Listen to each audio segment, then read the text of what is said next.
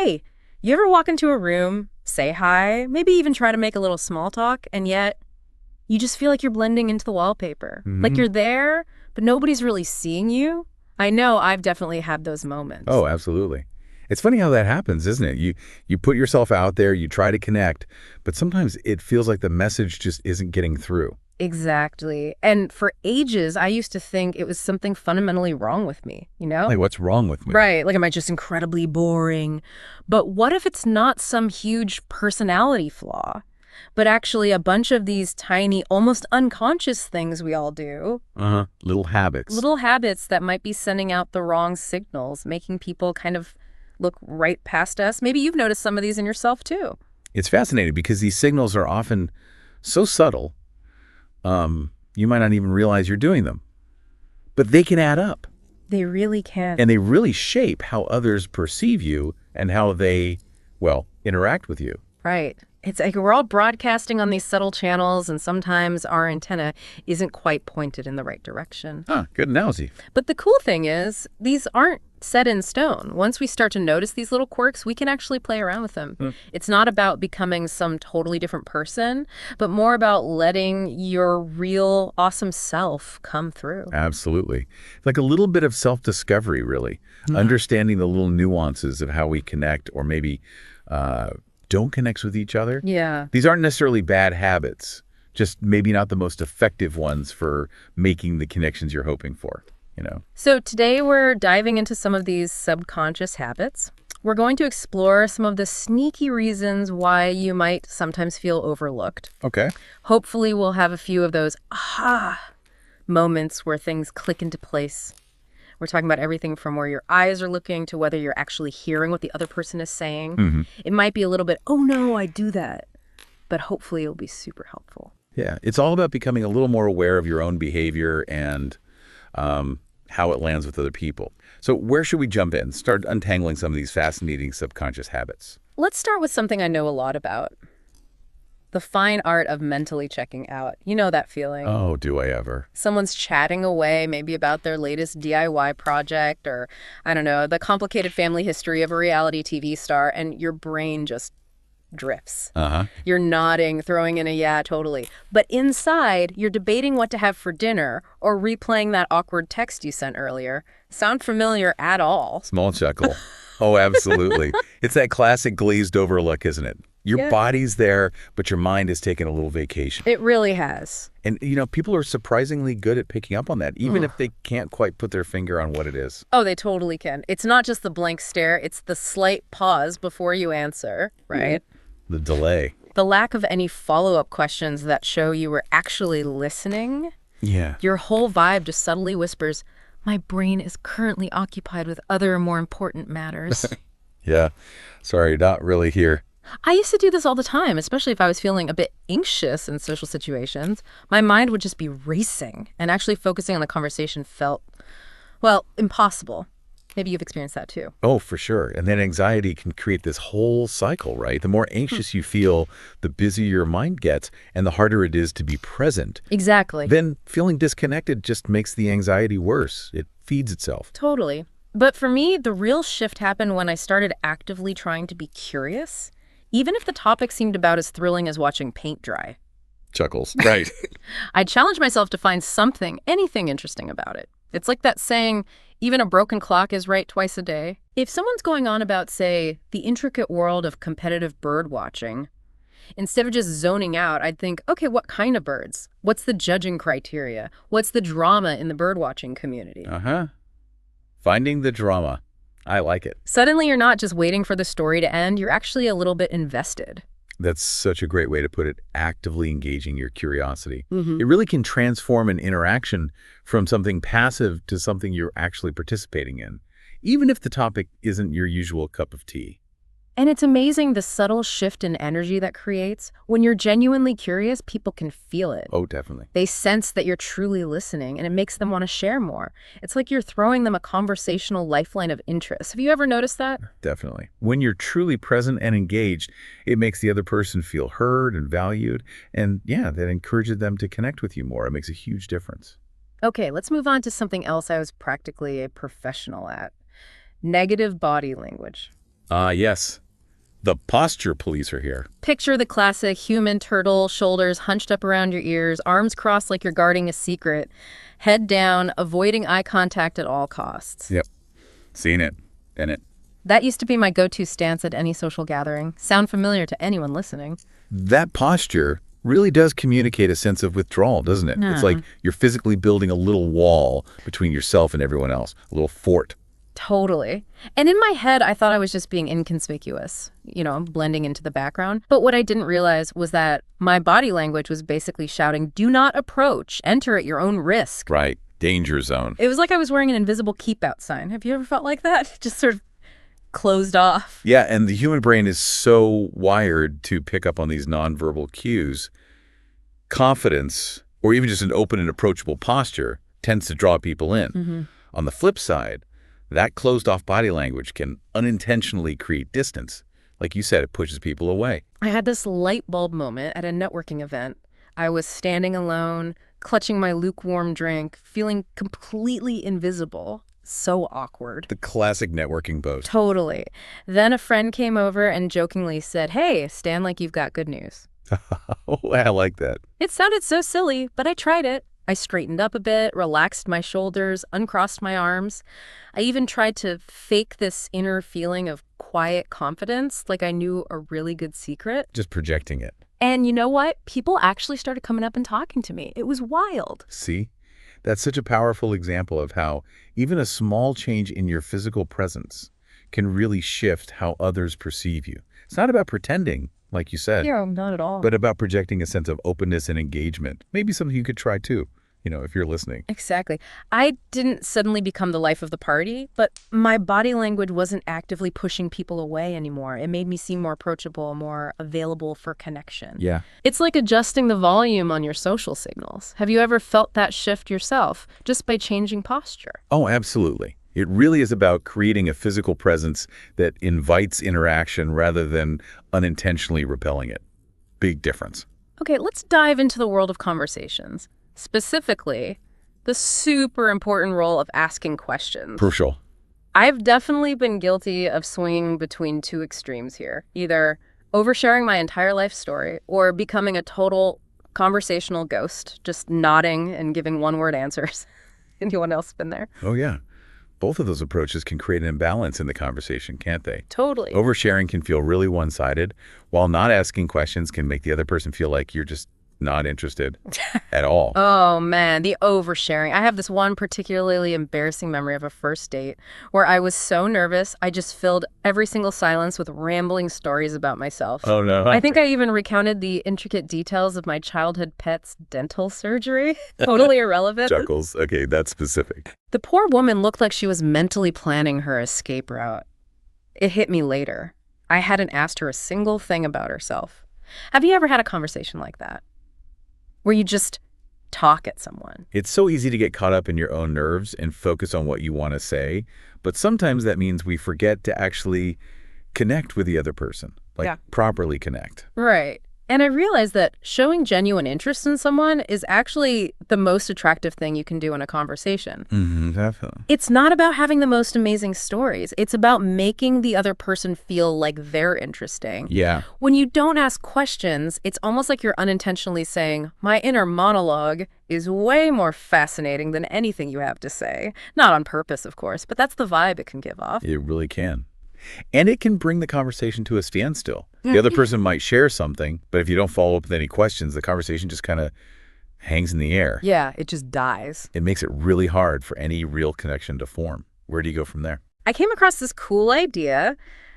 Treat every new conversation like a little detective game. Ooh, I like this. To find out what someone's really passionate about within the first 5 minutes, it totally flips your perspective. How so? Instead of worrying about what you're going to say next, you become super focused on listening for those little sparks of excitement in their voice.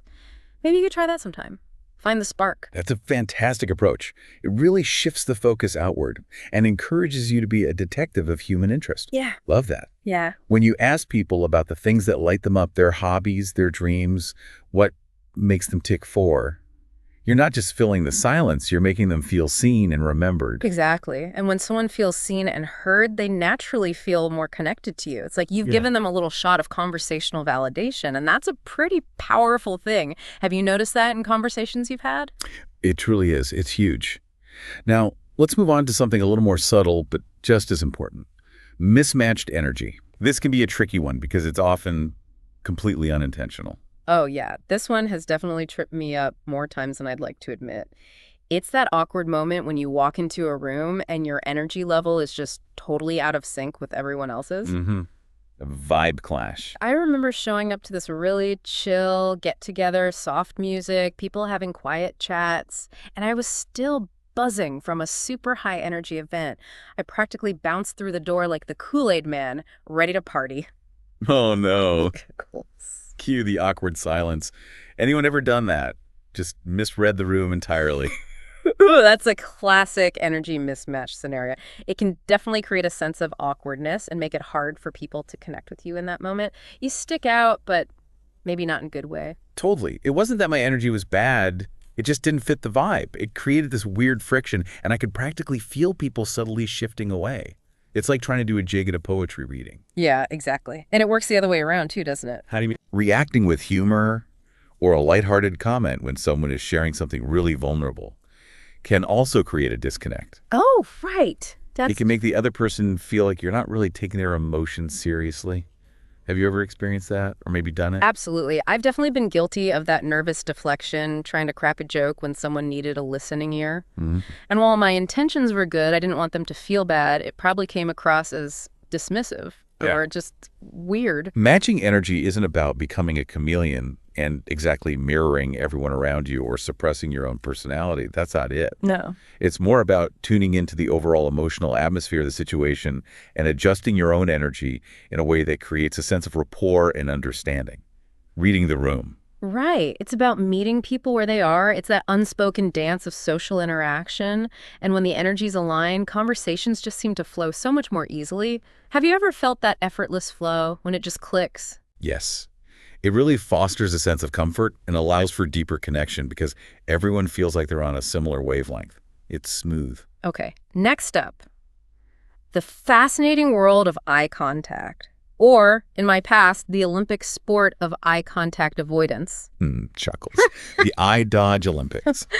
I used to look everywhere but directly at someone. Foreheads, chins, the incredibly interesting dust bunnies in the corner, you name it. Anyone else, a professional eye contact avoider. A lot of people find direct eye contact a little intimidating, I think. Yeah. Especially if they're feeling nervous or self-conscious. It feels very direct. Exactly. It felt so intense, so personal. But what I didn't realize was that by constantly avoiding eye contact, I was sending a message maybe that I wasn't engaged, wasn't trustworthy, or just plain wasn't interested.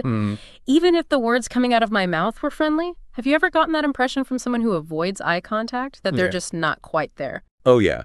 Eye contact is such a fundamental nonverbal cue.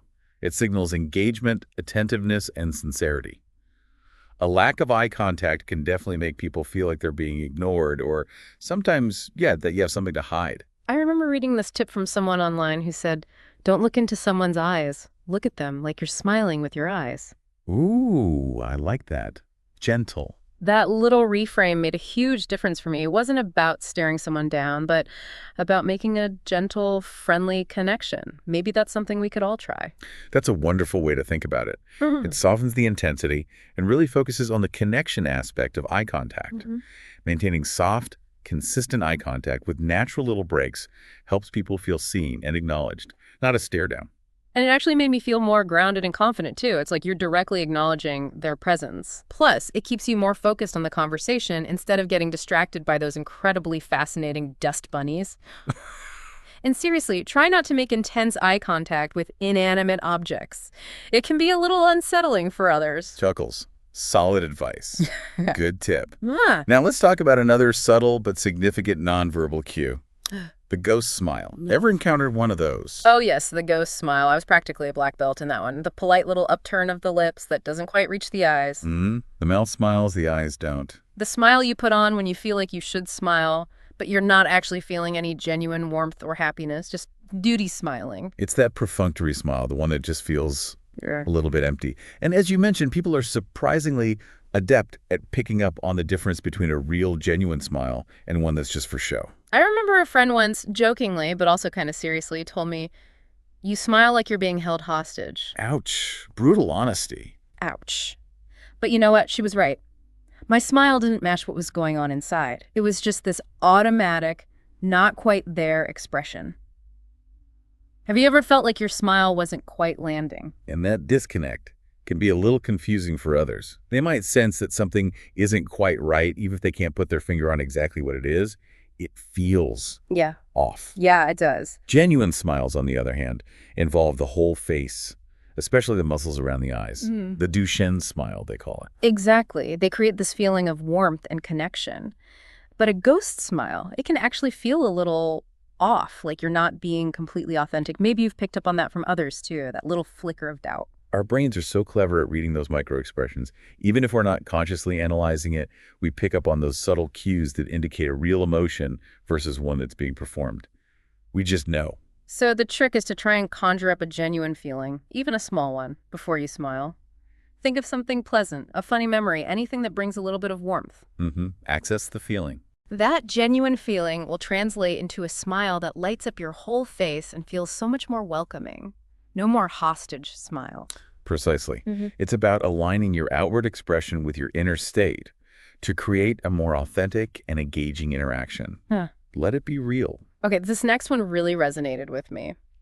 Entering conversations and just waiting for your turn to talk instead of actually trying to connect. Oh, the conversational cue jumper. I used to treat conversations like a verbal relay race, just waiting for the other person to pass the baton so I could launch into my perfectly rehearsed anecdote. Anyone else ever do that? Just lining up your next point. It's that feeling of mentally preparing your response while the other person is still speaking, isn't it? Totally. Your focus is on what you want to say next, Right. rather than fully absorbing what's being said in the moment. You're composing, not listening. Oh yeah, I'd be nodding along, but in my head I was already crafting my brilliant reply, polishing my punchline, just inching for a tiny gap to jump in with my own story. Yep, ready to pounce. It was like a mental sprint to the conversational finish line. Have you ever caught yourself doing that, mentally rehearsing? All the time. And that can create a real sense of disconnection. The other person might feel like they're not truly being heard, that the conversation is more of a competition for who gets to talk next than a genuine exchange. I remember this one time a friend was sharing something really personal, and instead of just being present with her, I immediately jumped in with a story of a similar experience of my own. The me too, let me tell you about me move. Exactly. I thought I was being empathetic, showing her I understood, but she gently pointed out that she just wanted me to listen, not compare. Wow. Good feedback. That was a real eye-opener for me. Have you ever had a similar experience on either side? Oh, absolutely. And it's such a valuable insight. True connection often happens in the pause, in allowing the other person to fully express themselves and feel heard before you jump in with your own thoughts or experiences. Let their point land. Exactly. It's about that little bit of space you give after someone speaks, that moment where you ask a follow-up question instead of immediately launching into your own narrative. Build on what they said. It makes the other person feel valued, like their words actually landed and mattered. It's about building a conversational bridge, not just performing a solo. It really shifts the focus from self-expression to mutual understanding, which is, at the heart of any meaningful connection. All right, let's move on to something I personally struggled with for years. Speaking issues, specifically talking way too quickly and way too softly. The fast mumbler. I was basically the queen of the rapid-fire mumble. Anyone else ever been accused of speaking too fast or too quietly? It's a common thing. Sometimes it's nervousness. Sometimes it's just a habit we're not even really aware of, just how we talk. Oh, it was totally subconscious for me. In my head, I sounded perfectly clear and articulate, but in reality... Not so much. Yeah, it probably sounded more like a chipmunk giving a high-speed lecture, and then I'd be confused when people kept saying, "Excuse me," or just nodding blankly. Right. Speaking too quickly or too quietly can make it genuinely difficult for others to follow what you're saying. It takes extra effort on their part to decipher your words. Yeah, it's work for them. And sometimes they might just tune out to conserve their mental energy. It's not that they're not interested, it's just hard work. Exactly. It's not that they're trying to be rude. It's just a lot of effort to keep up. And speaking too softly can also send these unintended signals. Like what? It can come across as nervousness, insecurity, or even disinterest, even if that's not how you're feeling at all. Have you ever made assumptions about someone based on how quietly they speak? Probably, yeah. Mm. Your voice is such a key tool for connection. It conveys not just the content of your message, but also your confidence and engagement. Volume matters. What really helped me was actually recording myself talking. It was a little painful to listen to at first, I won't lie. Chuckles, I bet. But it made me realize just how quickly and how quietly I was speaking. Then, I consciously started practicing speaking a bit slower, taking little pauses between sentences, and projecting my voice just a tiny bit more. Deliberate practice. It felt weirdly unnatural at first, but the difference in how people responded was amazing. They actually seemed to understand me. Imagine that. Becoming aware of your speaking habits is such a crucial first step towards making positive changes. Practicing speaking with clarity, varying your pace, and using an appropriate volume can significantly improve your ability to connect with others. It makes you easier to listen to. Definitely. It's about making it easier for people to engage with you. Your voice is almost like your social handshake. You want it to be welcoming and clear. That's a great analogy. I like that. Oh. Now let's talk about something simple but often overlooked. Using people's names. What's your take on that? Oh, the magic of a name. It's such a small thing. Dale Carnegie 101, right? But it can have such a big impact. Think about how you feel when someone uses your name in a conversation. It just feels good, right? Like you've been seen and acknowledged as an individual. Absolutely. Hearing our own name actually triggers positive emotional responses in our brains. It's like a little dopamine hit. It creates a sense of personal connection that makes us feel valued. But how often do we actually use people's names in conversation? I used to avoid it, partly because I was always worried about getting it wrong. Yeah, the fear of messing it up. And partly because it felt a little too formal sometimes, or maybe too familiar. But then I realized that not using someone's name can actually create a bit of distance. It makes the interaction feel more generic and less personal. Have you ever noticed that? It can definitely make the other person feel like they're just one of many, rather than someone you're truly connecting with. It lacks that personal touch that fosters warmth and rapport. You're just, hey, you. And the funny thing is, using someone's name can also help you stay more engaged in the conversation. It kind of anchors you in the moment and makes it harder to zone out. It's like a little mental reminder of who you're actually talking to. Keeps you focused. Exactly. It enhances your presence in the interaction and shows that you're paying attention not just to what's being said, but to who you're speaking with. It personalizes it for you too. Once I made a conscious effort to weave people's names naturally into conversations, I noticed a real difference in how they responded. They seemed warmer, more engaged. It's like a little social superpower, just remembering and using someone's name. It really does make them feel like they matter. Maybe something we could all be a little more mindful of. It's a simple yet incredibly effective way to make people feel noticed and create a more personal and positive interaction. Doesn't cost anything. Okay, next up.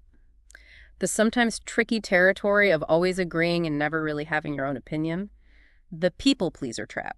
Ah, yes. Agreeableness overload. For a long time, I thought being agreeable was the secret sauce to being liked. Just nodding along and saying yes, absolutely to everything. Anyone else ever fall into that trap? It's a common misconception that always agreeing will make you universally popular.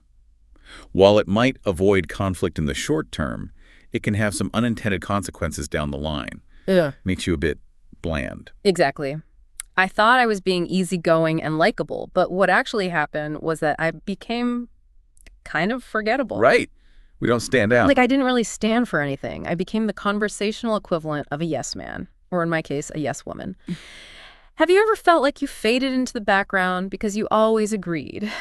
When you never offer a differing viewpoint or share your own perspective, you essentially become a passive participant in the conversation. It can make it seem like you don't really have any original thoughts or insights. Like, what do you really think? I even had a friend who agreed with absolutely everything I said. At first, it was kind of nice, validation, right? Feels good initially. But after a while, I realized I had no real idea what she actually thought about anything. And eventually, I just stopped asking for her opinion. It made me feel a bit awful when I realized I might be doing the same thing to others by always agreeing, just reflecting them back. It can lead to a really superficial level of interaction where genuine connection is difficult to achieve because there's no real exchange of ideas or perspectives, no spark. But the funny thing is, people actually bond over those little sparks of difference. Not in an argumentative way, obviously. No, not fighting. But just offering a slightly different angle, a different thought, it makes the conversation more interesting, more dynamic. It shows that you're actually thinking and engaging. Have you ever found that a little bit of gentle disagreement can actually strengthen a connection? Disagreement, when expressed respectfully, can actually deepen understanding and create more memorable interactions. It shows that you're willing to engage on a deeper level and share your authentic self. It shows you're real. So don't be afraid to say, that's an interesting point. I actually see it a little differently. Or I hadn't thought of it that way, but... Right. Gently. It's not about starting a debate. It's about sparking a real connection through authentic exchange, showing your cards a little. Precisely. It's about showing up authentically with your own thoughts and opinions, rather than just being a mirror to everyone else. Be memorable. All right, let's talk about a nervous habit that I know I've definitely been guilty of. Nervous laughter. Oh boy, yeah. That inappropriate little chuckle that bubbles up in awkward or even serious situations. Yeah. Anyone else have a nervous laugh that seems to have a mind of its own? Nervous laughter is a pretty common anxiety response, actually. Yeah. It can be a way of trying to diffuse tension or express discomfort, but sometimes it can be misinterpreted by others. Big time. Oh man, my anxiety has its own personal soundtrack of awkward giggles. I remember once a coworker was telling me about something really stressful they were going through, and I just giggled. Oh no, not good. Not because it was funny, but because I was so incredibly uncomfortable. The look on their face is like, are you serious right now? Total confusion. Have you ever had that kind of reaction to nervous laughter? It can be confusing for others and might make them feel like you're not taking the situation seriously, or that your emotional response is just out of sync with what's happening. Like, why are you laughing at my pain? Exactly. It can really undermine connection because it feels like you're not fully present or empathetic to what's being shared. It's like your emotional response system has short-circuited. A misfire. And as you mentioned, it can also make you feel more invisible because you're not offering a genuine emotional response, but rather this nervous reaction that can actually push connection away. It creates distance. The key for me has been learning to just pause when I feel that nervous giggle creeping up. Just take a breath. Breathe, yes. Try to acknowledge the actual emotion in the room and then offer a genuine response, even if it's just a simple, wow, that sounds really tough. Yeah, match the moment. It feels so much more authentic. Maybe that's something that could help others too. Just pause and breathe. Grounding yourself in the present moment and allowing yourself to feel the actual emotion can really help override that automatic nervous response. Yeah. And, if it does happen, just acknowledging it with a simple, sorry, that's just my awkward, nervous laugh, can sometimes even create a bit of connection through shared vulnerability. Like, oops, that wasn't meant to happen. Exactly. Sometimes just naming the awkwardness can make everyone feel a little more human. Diffuses it. Totally. Yeah. Now, let's shift gears and talk about physical presence specifically. The tendency to stay on the edges of groups. Ever been a wallflower? Oh, yes. The conversation satellite. That was my signature move at any social gathering. Jekylls. Conversation satellite. Nice. Orbiting the main group from a safe distance. Nodding along vaguely, but never fully committing to the gravitational pull of the actual conversation. Anyone else a master of the social orbit? It's a way of being physically present, but not really fully engaged in what's happening. You're there, but you're not quite there. Hovering. And I thought I was being polite, not wanting to interrupt or take up too much space. But what I didn't realize was that by hanging back on the periphery, I was actually sending a signal that I didn't really want to be part of the conversation, even though I did. Subconsciously, people tend to focus on those who are actively participating, who are physically within the group, and engaging. When you stay on the edge, it can create the impression that you're not all that interested in joining in, that you prefer the edge. I remember finally making the conscious decision to just step into a circle of people who were talking. My heart was pounding. I had absolutely no idea what I was going to say. Courage. But I just took that physical step. And you know what? They actually welcomed me in. They just kind of opened up the circle. See? It was like that simple action was the invitation they didn't even know they were waiting for. Have you ever had that experience? Just taking the leap? Often, groups aren't intentionally exclusive. People are simply interacting with those who are making their presence known and showing a desire to engage. Physically joining the group is a pretty clear signal of your interest. You got to step in. Exactly. You don't have to suddenly become the center of attention, but just being physically present and part of the group dynamic can make a huge difference in how included you feel and how others perceive you. It's all about putting yourself in the orbit, in the circle. Right. Get out of orbit. It really is about signaling your willingness to connect by taking that physical step towards engagement. Show up. Okay, let's move on to a conversational habit that can subtly erode connection: interrupting. Ah, the interrupter. And I'm not talking about those really rude cutting off interruptions, but even those little well-intentioned ones where you're just trying to relate. Anyone ever been guilty of that? Hmm. Finishing someone's sentence, maybe? Even seemingly small interruptions can disrupt the flow of conversation and make the person who's speaking feel like their thoughts aren't really being valued or heard fully. Oh man, I have this one memory that still makes me cringe a little. A friend was sharing something really vulnerable she was going through, and in my eagerness to show I understood, I jumped in with a story of my own halfway through her sentence. Oh, yeah. Hijacked it. I totally stole her moment. Have you ever accidentally done that? Just jumped in too soon. It's so easy to get excited and want to share your own experiences, especially when you're trying to be empathetic. But interrupting can sometimes send the unintentional message that what you have to say is somehow more important than what the other person is saying, even if you don't mean it that way. And the impact can be surprisingly subtle. It's not always a dramatic confrontation, but over time, people might just start sharing less with you Exactly. because they subconsciously anticipate being cut off. They learn not to bother. It can create a feeling that you're not really listening to understand, but more just waiting for your turn to talk about yourself. You're just reloading. I've started using this little mental trick I call the one Mississippi pause. After someone finishes speaking, I just count to one in my head before I respond. It sounds so simple, but it gives the other person a chance to fully finish their thought, maybe to add a little more. Let's breathe. And it also makes them feel like their words have actually landed. Maybe that's something we could all try to incorporate. Just a tiny pause. That's a wonderful technique. Mm-hmm. It creates a little bit of space for the speaker to feel fully heard and prevents you from inadvertently cutting them off. It really shows that you're giving them your full attention. It's respectful. Exactly. It's about creating that feeling of being truly listened to, which is so crucial for building strong connections. Makes people feel safe to share. Now let's discuss the impact of not sharing anything personal in conversations. Ever been the one who keeps things strictly on the surface? The interviewer. That was definitely me for a long time. The friendly ghost, right? Mm-hmm. Friendly ghost. I thought I was doing the right thing by being low maintenance and not wanting to burden others with my own stuff, but it actually led to me feeling quite disconnected from people. Anyone else ever felt that way? Like you're holding back? While it's definitely important to be mindful of not oversharing, being too private can actually prevent people from truly getting to know you on a deeper level. You remain a mystery. Right. I'd ask all the right questions, I'd listen attentively, I'd offer support, but I rarely shared anything personal about myself. All intake, no output. And then I'd kind of wonder why nobody really reached out to me or seemed to know what was going on in my life. It was because I never really let them in. I kept the door closed. Being too guarded can create a barrier to intimacy and make it seem like you're not fully invested in the relationship. People really connect through shared experiences and even through shared vulnerabilities.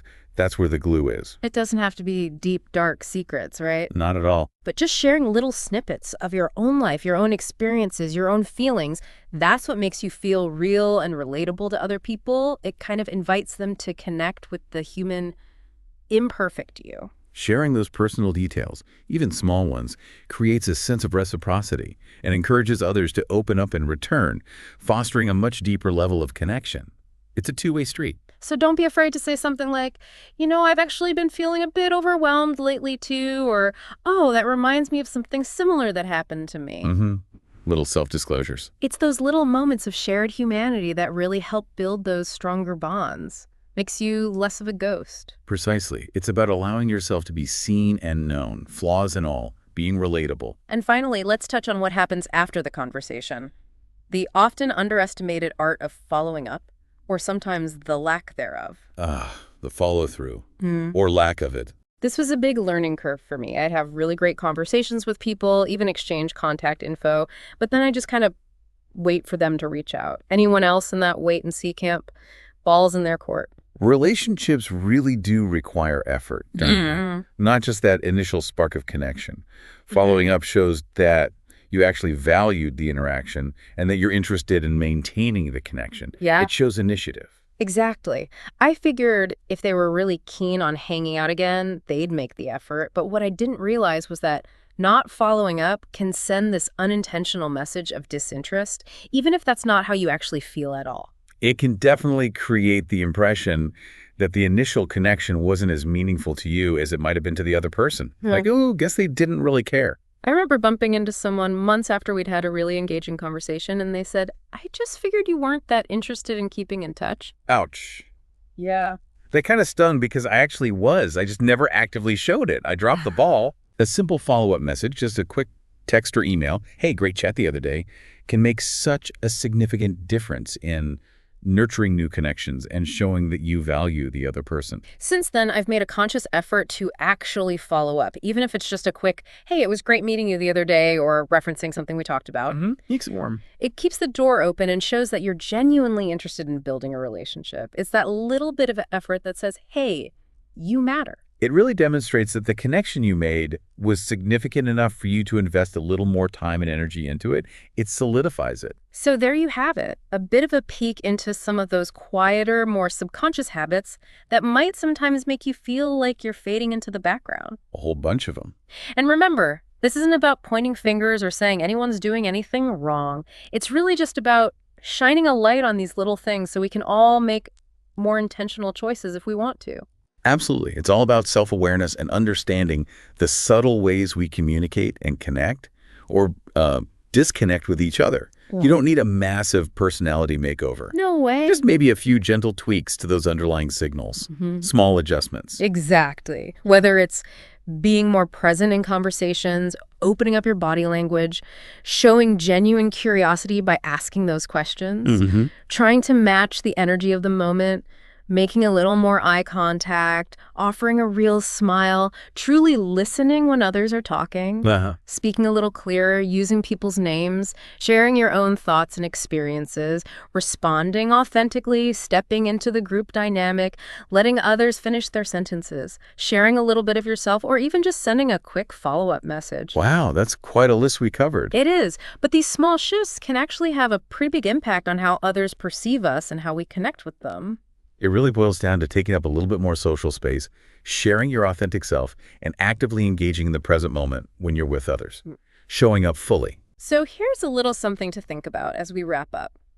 Maybe pick just one or two of these subconscious habits that kind of stood out to you today. Just one or two. Don't get overwhelmed. Right. In your next social interaction, try making a small, conscious shift in that one area. Maybe focus on asking one extra question, or holding someone's gaze for just a tiny bit longer, or pausing before you respond. We'll experiment. Just observe what happens. You might be surprised by the subtle but powerful changes in how people respond. See how it feels. It's like a little experiment in self-awareness and connection. Pay attention to the ripple effect of those small adjustments and see how they influence your interactions. Be your own scientist. Well, thanks for taking this little deep dive with us today into the land of subtle signals. Yeah, this was fun. Lots to think about. We're always cheering you on, awkward moments and all.